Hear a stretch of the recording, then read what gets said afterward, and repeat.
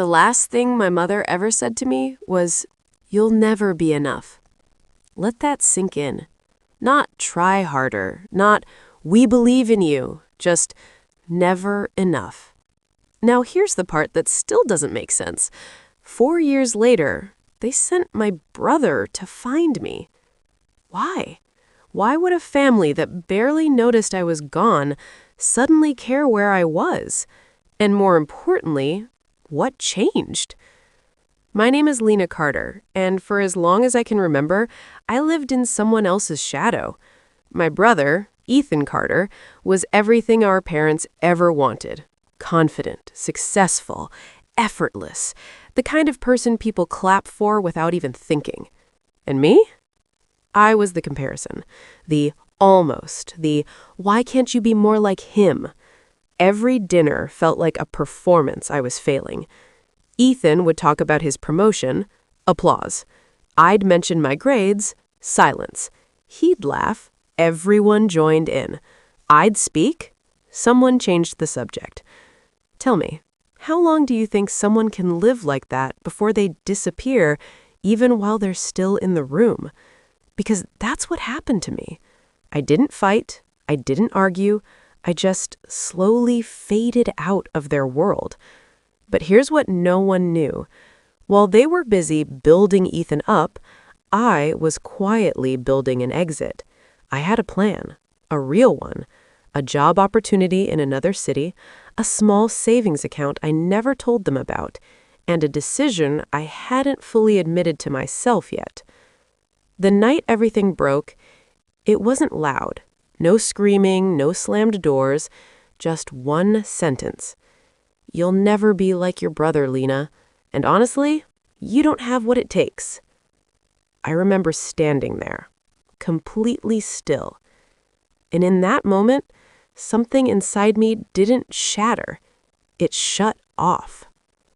That night, I packed a bag. I walked to the door, and I waited. Just 10 seconds, hoping, maybe, for someone to notice, to stop me, to care. No one did. So I left. And somehow, you'd think a family would notice when their daughter disappears, right? Before we continue with this video, please like, subscribe, and turn on the notification bell for updates. A missing plate at dinner, an empty room, silence where a voice used to be. But in my house, silence wasn't new. It was normal. Looking back, I don't think I left that night. I think I had been leaving for years. Little by little, piece by piece. Every time my achievements were ignored, I stepped back. Every time Ethan was praised for something I had already done, I stepped back. Every time I heard, "Why can't you be more like him?" I stepped back. Until eventually, there was nothing left of me in that house. But here's the part that makes it complicated. Ethan wasn't a bad person. He wasn't cruel. He didn't try to hurt me. He just didn't see it. He was used to being the center of everything. And when you grow up like that, you don't question it. You accept it. Sometimes he'd even say things like, "Lena, it's not that hard. You just need to try more." Not realizing I was already trying twice as hard just to be noticed. And our parents? They weren't monsters. They provided, they showed up, they just loved conditionally. Love in our house was something you earned, and Ethan always earned it. A week before I left, something happened. Something small, but it broke everything. I had gotten an offer, a real one, a competitive internship in another city, something I had worked toward quietly for months. I remember sitting at the dinner table, heart racing, finally saying it out loud. I got accepted. No reaction. My mom nodded slightly, then turned to Ethan. Did you hear back from the company yet? And just like that, I disappeared again. My moment gone in seconds. The conversation shifted, the spotlight moved, and I was left sitting there, holding something that should have meant everything, and somehow meant nothing. That night, I stood outside their bedroom door, And I heard it. My dad's voice. "She's just not like Ethan, Lena." A pause. Then my mom, quieter, but worse. "She doesn't have what it takes." That was it. Not anger, not tears, just clarity. I went back to my room, packed slowly, carefully. I even wrote a note. "I'm leaving." 3 simple words. But as I stared at it, something stopped me. Because deep down, I knew the truth. If I left that note, they'd read it and still not come after me. So I folded it and took it with me. Which means when I walked out that door, they didn't just lose me. They never even knew I was gone. And 4 years later, they finally decided to look for me. For 4 years, I didn't exist to them. And for the first time in my life, that felt like freedom. No comparisons, no expectations, no voice in the background telling me I wasn't enough. Just silence. But this time, it was my silence. I moved to a city where no one knew my last name. No one knew Ethan. No one had expectations waiting for me. At first, it was hard. Really hard. Small apartment, long hours, cheap meals. There were nights I questioned everything. But here's the difference. Every struggle was mine. Every win, even the smallest one, was mine. And slowly, something started to change. I stopped measuring myself against someone else's success. I stopped waiting for approval that would never come. I built a life, a real one. I worked my way up from that internship, learned skills no one taught me, made connections, took risks, and for the first time, I started to believe something I had never believed before. Maybe I was enough.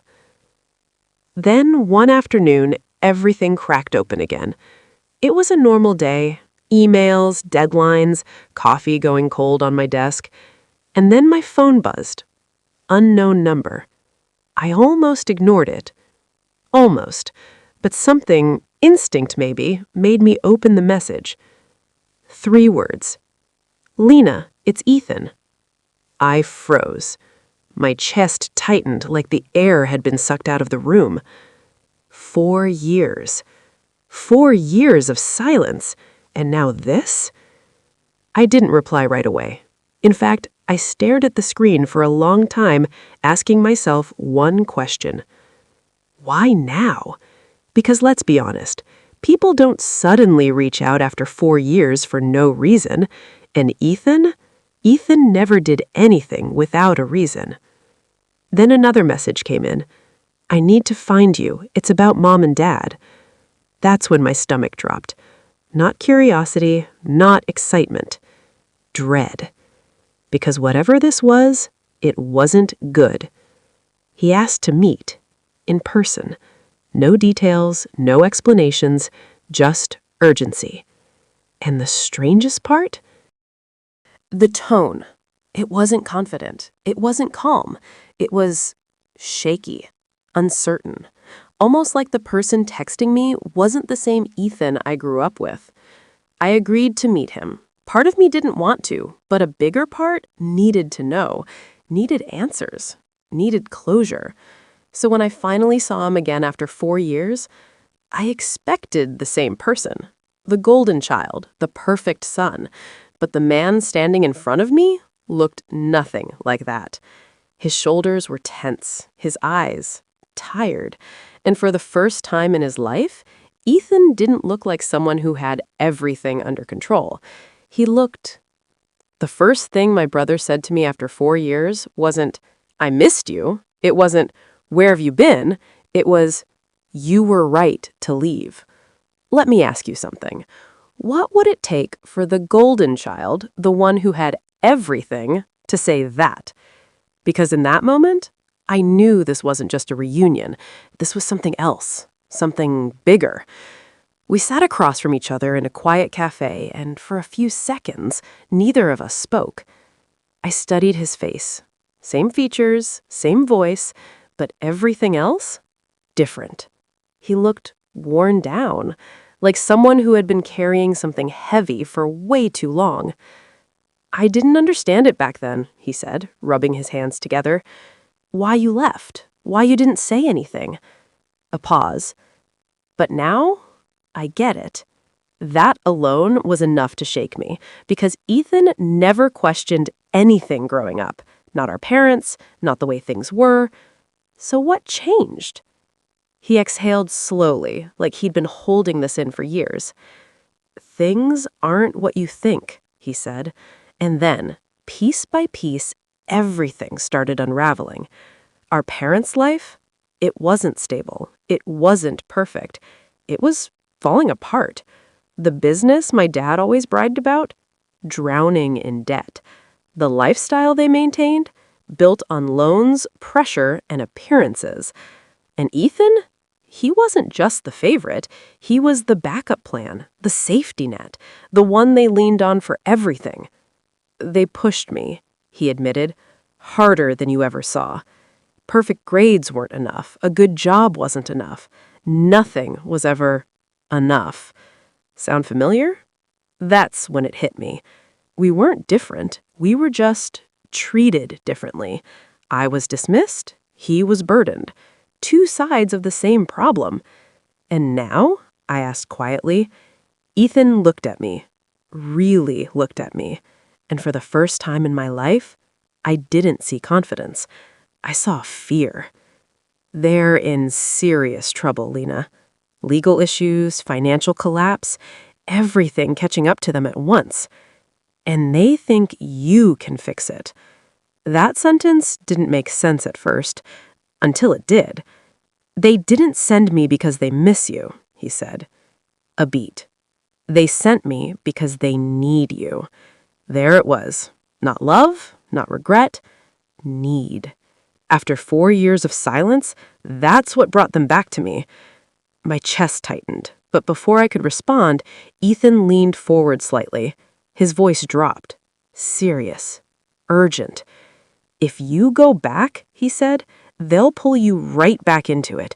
The expectations, the pressure, everything. A pause. Then the words that changed everything.